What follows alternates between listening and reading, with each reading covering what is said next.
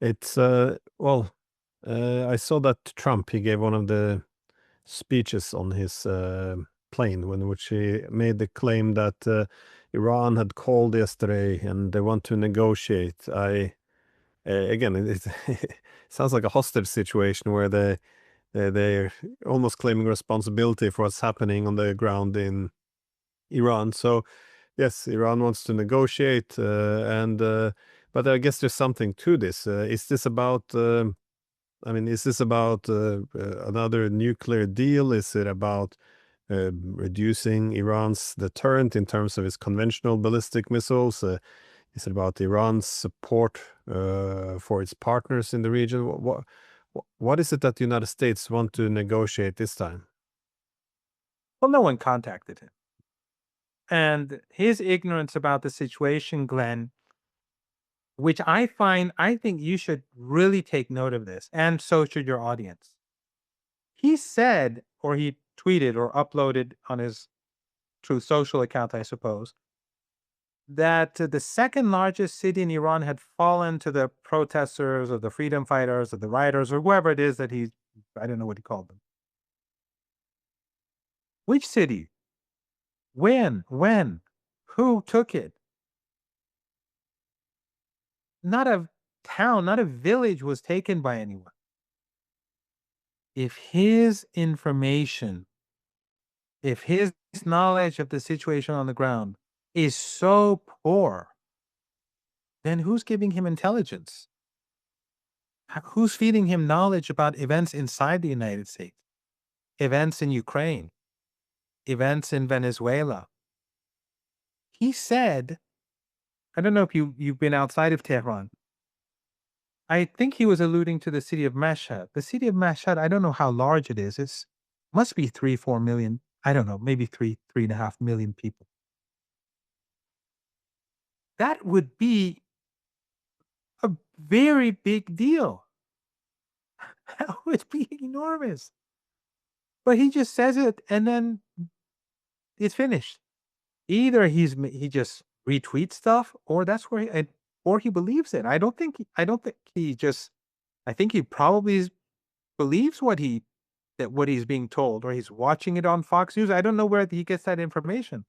But the point that I'm trying to make is that the head of the United States is utterly ignorant about basic facts. And when someone is so ignorant about basic facts, then his actions, his decisions, his policies are all going to be founded upon uh, on something that's absolutely incorrect, and they're all going to fail. So what does Trump want? Trump wants, if you recall, during the 12-day war, he also tweeted, and again, I'm using tweet in a loose way. I don't know, was it Truth Social or where it was, but he tweeted that, um, what was it? He said, um, what do you call it when someone has to surrender? Capitulates? No. No, no, he used the term, uh, like, complete surrender. Iran Yeah. has to surrender, and the country has to surrender. Well, why does he do that? I mean, based on who's giving him that sort of knowledge? Who's telling him that Iran is in such a bad situation? And then it turns out that, as you know, by the end of the war, it was the Israelis who were begging for a ceasefire. So absolute surrender, I think. I think that's what he tweeted. But in any case, um, I think what he wants is whatever the Israeli regime wants. And what does the Israeli regime want? He wants a broken West Asia and North Africa. He wants a fragmented West Asia. He wants to destroy uh, nation states.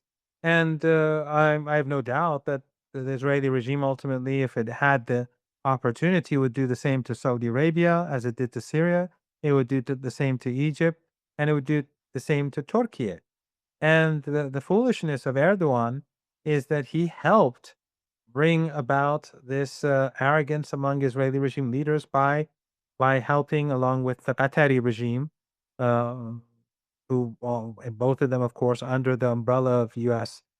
policy, Obama policy of Operation Timber Sycamore, they destroyed Syria, and thus they have uh, empowered the Israeli regime on that particular front. But so Erdogan thought he's going to sort of create a mini Ottoman Empire. Now he's he's at he has borders with the Israeli regime, and obviously the Israeli regime has the upper hand because at the end of the day, what Erdogan never calculated was that his ally and in the White House is always going to choose the Israeli regime over him and his country any day of the week and whenever. So what the Israelis they would like to see a broken Turkey or Turkey, Saudi Arabia, Jordan, and of course Iran. But I think again they simply don't understand Iran. As I said at the beginning of the program, every 2, 3, 4 years, they say Iran is about to fall. And by the way, the whole woman life freedom thing, it was the same thing. It was all fake. Mahsa Amini was taken into a police station, rightly or wrongly. That's not the point. And then she died. She collapsed. And then BBC Persian in these, as I said, this empire of media, Persian media in the West, they began claiming that she was beaten and battered to death. And a lot of people believed it. Now, after 3 days or so, they put out the footage showing that she was completely okay and that she was not hurt. And then she just fell, and it came out that she had a precondition. She had an operation when she was a child. In any case, and the autopsy also showed none of this. I was on LBC or something a few days ago, and the host was saying, "No, there was a UN investigation carried out in Iran." I said, "Well, name the people in the investigation, the people on the team." She was just making it up.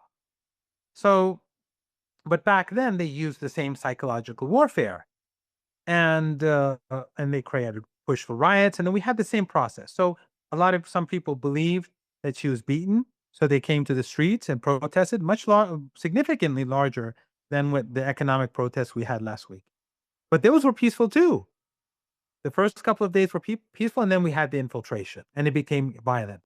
But the violent and so um, back then they were also saying Iran is about to fall, and then people came to the streets. This time, people came to the streets in a way in which I have never seen before, or at least I don't recall. So every 3 or 4 years, but this time, hopefully, it's going to be the last because I think the empire is declining so fast that they're not going to have the ability in 3, 4 years' time to do anything to the Iranian people again like they've been doing over the past 47 decades.